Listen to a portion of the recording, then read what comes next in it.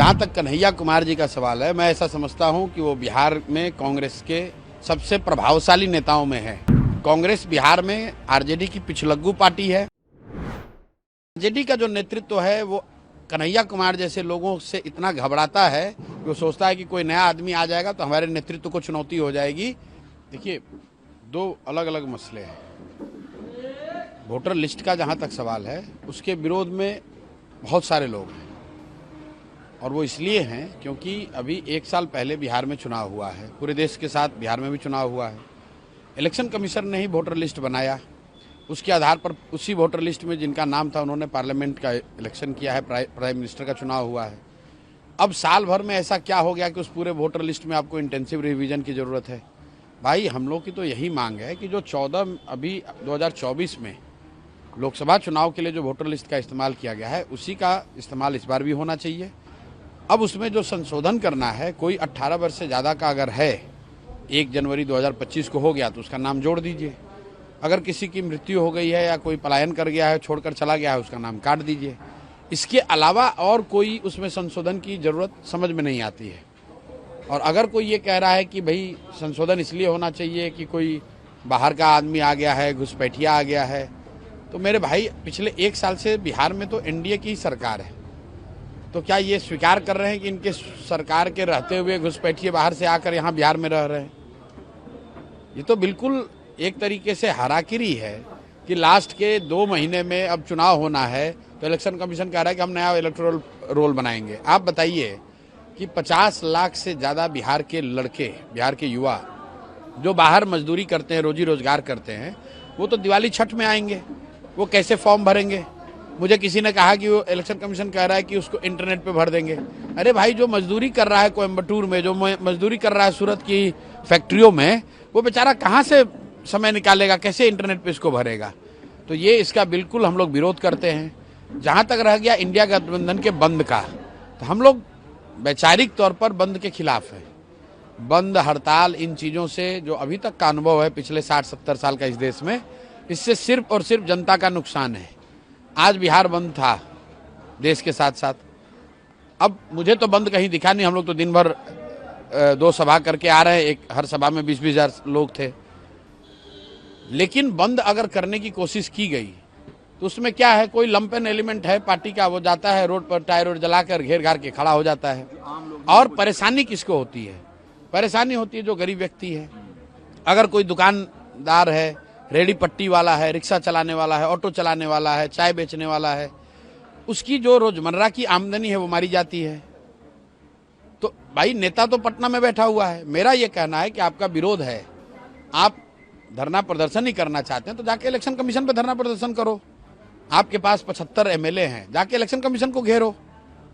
भाई, बिहार के सुदूर एरिया में जाकर आप लोगों का दुकान बंद कराते हैं, उससे क्या इलेक्शन कमीशन पर दबाव बनेगा? राहुल गांधी ने कहा सर कि महाराष्ट्र में जिस तरीके से वोट की चोरी की गई, अब वो बिहार की बारी है, इसलिए हम देखिए, इस बात पर ऑलरेडी मैंने कहा हुआ है कि राहुल गांधी विपक्ष के नेता हैं और अगर उन्होंने महाराष्ट्र के इलेक्शन के नज़रिए से कुछ तथ्य जनता के बीच में रखा है तो इलेक्शन कमीशन की ये जिम्मेवारी है कि उन तथ्यों का समुचित उत्तर वो दें। जहाँ तक मैंने जो पढ़ा लिखा, देखा, समझा, जो राहुल गांधी ने जो बातें कही हैं और उसके जवाब जो इलेक्शन कमीशन ने दिया है, वो विश्वसनीय बहुत नहीं है, वो बहुत विश्वास नहीं जगाता है। तो इलेक्शन कमीशन की ये जिम्मेवारी है कि विपक्ष के नेता ने अगर कुछ तथ्य रखे हैं, कुछ सवाल उठाए तो उसका जवाब दीजिए। इलेक्शन कमीशन ने कहा है कि लोकतंत्र तभी मजबूत होगा जब शुद्ध मतदाता सूची होगा। बिल्कुल ठीक बात है। तो क्या इलेक्शन कमीशन ये मान रहा है कि अभी जो 2024 में लोकसभा का चुनाव हुआ वो शुद्ध मतदाता सूची से चुनाव नहीं हुआ था? क्या इस देश का पार्लियामेंट और प्रधानमंत्री का चुनाव अशुद्ध मतदाता सूची के द्वारा किया गया है? पहले इलेक्शन कमीशन ये स्वीकार करे कि जो 24 का मतदाता सूची था वो शुद्ध नहीं था, तभी तो बात बनेगी। दोनों बात तो इलेक्शन कमीशन की सही नहीं हो सकती है। आप कह रहे हैं कि हम इलेक्शन मतदाता सूची को शुद्ध कर रहे हैं, तो अभी साल भर पहले भी तो आप ही ने बनाया था, तो क्या वो अशुद्ध था? उसी से पार्लियामेंट का इलेक्शन कराए थे। और अगर वो अशुद्धता आ गई इलेक्शन के, लोकसभा इलेक्शन के बाद, तो अशुद्धता क्या है?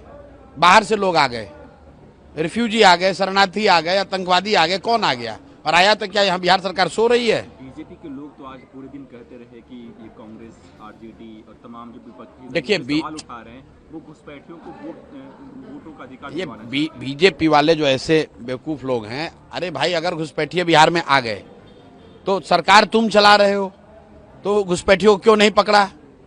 तो घुसपैठियों को क्या बीजेपी वाले बिहार में लेकर आए हैं? 50 लाख बिहार के बच्चे जो बाहर मजदूरी कर रहे हैं, क्या वो बिहार के लिए घुसपैठिए हैं? उनको मत का अधिकार होना चाहिए कि नहीं होना चाहिए? अगर कोई आदमी यहां से जाकर गुजरात में, महाराष्ट्र में नौकरी मजदूरी कर रहा है और चुनाव के समय में आकर यहां वोट करना चाहता है, तो उसको मत का अधिकार होना चाहिए कि नहीं होना चाहिए? बस बात खत्म। इलेक्शन कमीशन ने अपने एक्स के अकाउंट के डीपी में जो है वो आर्टिकल 326 का रूल लगाया है। भाई आर्टिकल 326 क्या है? आर्टिकल 326 मत का अधिकार है कि 18 वर्ष से ज्यादा हर एलिजिबल भारतीय नागरिक को मत देने का फंडामेंटल अधिकार है। आर्टिकल 326 वही है। तो अगर इलेक्शन कमीशन ने लगाया है तो इसमें क्या है? बस ठीक बात है। 18 साल के हर, हम लोग भी तो यही कह रहे हैं कि भाई 18 साल से ज्यादा उम्र के हर बिहार के नागरिक को अभी आने वाले चुनाव में मत देने का अधिकार होना चाहिए। उसको बेकार का ये डॉक्यूमेंटेशन के जाल में फंसाकर उसको आप डिबार नहीं कर सकते हैं। इलेक्शन कमीशन को नागरिकता जांचने और नागरिकता देने या रखने लेने का अधिकार नहीं है। सुप्रीम कोर्ट का जजमेंट है। इलेक्शन कमीशन का ये अधिकार क्षेत्र के बाहर का चीज है। तो आप कौन होते हैं पूछने वाले कि भैया अपना नागरिकता प्रूव करो? ये काम इलेक्शन कमीशन का नहीं है, ये काम होम मिनिस्ट्री का है, सेंसस वालों का है। तो होम मिनिस्ट्री तो यहाँ पर बीजेपी वाले ही चला रहे हैं, देश में अमित शाह चला रहे हैं। आपको लगता है जो विपक्ष आरोप लगाता है कि इलेक्शन कमीशन बीजेपी के बीग टीम की तरह काम करे, वो कहीं न कहीं सही है? भाई विपक्ष आज बोल रहा है, बंगाल चुनाव के जीतने के बाद मैंने कहा कि अगर इलेक्शन कमीशन पार्शियल न होता तो बंगाल में बीजेपी को 70 सीट भी नहीं आता, 40-50 सीट आता।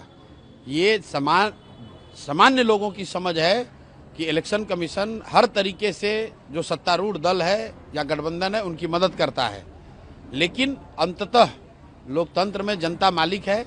कितना भी आप ऊपर नीचे कर लीजिएगा, अंततः होगा वही जो जनता चाहेगी। एक वीडियो वायरल हो रहा है सर पटना की, जिसमें तेजस्वी यादव, राहुल गांधी एक बैन पे हैं, वो प्रोटेस्ट कर रहे हैं, लेकिन उसी बैन पे पप्पू यादव चढ़ना चाह रहे हैं, कन्हैया कुमार चढ़ना चाह रहे हैं, लेकिन सिक्योरिटी उनको धक्का दे रही है, वो नीचे गिर जा रहे हैं। भाई ये उनका इंटरनल मामला है। जहाँ तक कन्हैया कुमार जी का सवाल है, मैं ऐसा समझता हूँ कि वो बिहार में कांग्रेस के सबसे प्रभावशाली नेताओं में है, वो चाहे कांग्रेस में हो। लेकिन मुझे कहने में कोई गुरेज नहीं है कि कांग्रेस में जितने नेता बिहार में हैं उसमें अगर किसी में प्रतिभा है तो कन्हैया कुमार उन चंद नेताओं में है जिसमें प्रतिभा है, कुछ कर सकते हैं। और अगर कांग्रेस उनका इस्तेमाल बिहार में नहीं कर रही है तो ये दिखाता है कि जो बात हम लोग कहते हैं कि कांग्रेस बिहार में आरजेडी की पिछलग्गू पार्टी है, और आरजेडी का जो नेतृत्व है वो कन्हैया कुमार जैसे लोगों से इतना घबराता है कि वो सोचता है कि कोई नया आदमी आ जाएगा तो हमारे नेतृत्व को चुनौती हो जाएगी, या हमारे पिछलग्गू बनकर वो हमेशा नहीं रहेगा।